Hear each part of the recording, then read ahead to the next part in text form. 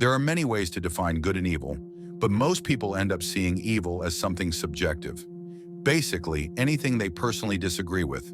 However, there's a clearer and more objective way to approach this, by combining the concepts of immorality and something called universal ethics. Let's simplify this with a metaphor. Imagine a ball that needs to move from point A to point B. In a peaceful environment, there are barriers guiding the ball's path, like laws that dictate exactly where it should go. In an environment of total freedom, however, there are no barriers. The ball can choose any path it wants to get to point B. Now let's make things a bit more complex. Imagine there are two balls, each representing a different person. Even in an environment of total freedom, without any barriers, these balls can't just move anywhere. Some paths would cause them to collide. This is where the concept of a minimum state of peace comes in.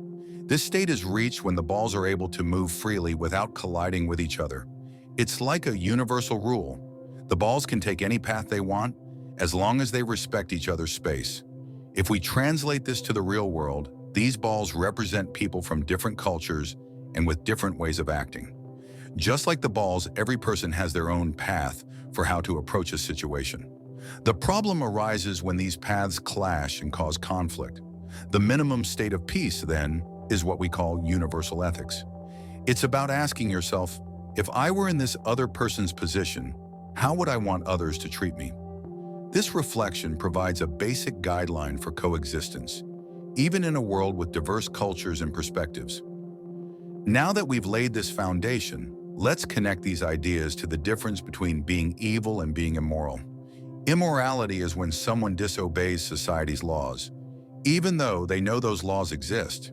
Evil is when someone ignores the minimum state of peace, even though they know how to respect it. In other words, evil is when someone ignores how their actions might harm others, even when they understand what paths could avoid causing harm. Let me give you an example.